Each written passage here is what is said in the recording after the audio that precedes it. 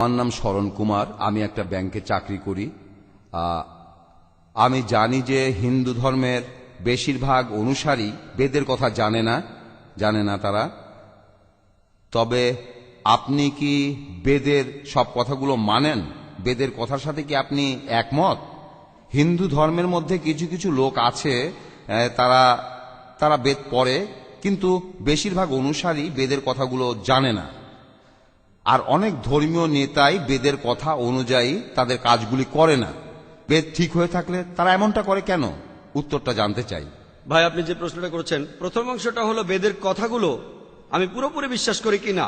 2 নম্বর point, যে এই বেদ হাতে গোনা কিছু হিন্দু জ্ঞানী লোকেরা, তারা ছাড়া এই বেদ আর কেউ পড়ে না কেন। 1 নম্বর পয়েন্ট, আমি কি বেদের সব কথাগুলোই বিশ্বাস করি? যদি ভালো করে দেখেন, আল্লাহ পবিত্র কোরআনে বলছেন, সূরা রাদের 38 নম্বর আয়াতে উল্লেখ করা আছে, আল্লাহ বলছেন যে তোমার পূর্বে আমি অনেক রাসূল প্রেরণ করিয়াছিলাম।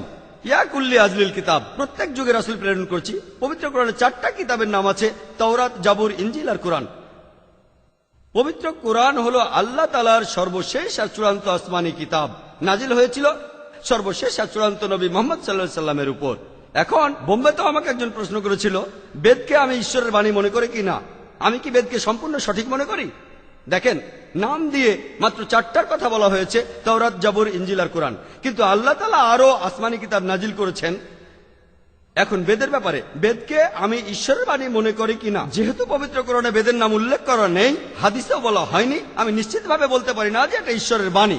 আমি এখন বলবো এটা হতে পারে, এমন হতে পারে আবার নাও হতে পারে। কিন্তু বেদ যদি ঈশ্বরের বাণী হয়েও থাকে, বেদ ছিল সেই সম্প্রদায়ের জন্য আর সেই সময়ের জন্য। বর্তমানে আমরা মানব সর্বশেষ আর চূড়ান্ত আসমানি কিতাবকে, অর্থাৎ পবিত্র কোরআন, পুরো মানুষ জাতির জন্য।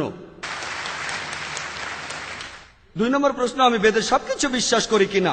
আল্লাহ পবিত্র কোরআনে সূরা বাকারার 79 নম্বর আয়াতে বলেছেন, ফাওয়াইলুল লিল্লাযিনা ইয়াকতুবুনাল কিতাবা বিআইদিহিম সুম্মা ইয়াকুলুনা হাযা মিন ইনদিল্লাহ লিয়াশতারু বিহি সামানান কালিলা ফাওয়াইলুল লাহুম মিম্মা কাতাবাত আইদিহিম ফাওয়াইলুল লাহুম মিম্মা ইয়াকসিবুন। দুর্ভোগ তাহাদের যাহারা নিজ হাতে কিতাব রচনা করে তুচ্ছ মূল্য প্রাপ্তির জন্য বলে, ইহা আল্লাহর নিকট হইতে। দুর্ভোগ তাহারা যাহা উপার্জন করিয়াছে, দুর্ভোগ তাহারা যাহা লিখিয়াছে। তাহলে বুঝতে পারছি যে মহান সৃষ্টিকর্তা সব আসমানি কিতাবই সময় চলে যাওয়ার সাথে সাথে বাতিল হয়ে যায়, পরিবর্তিত হয়ে যায়। বর্তমানে ইনজিলকে অবিকৃত অবস্থায় পাওয়া যাবে না।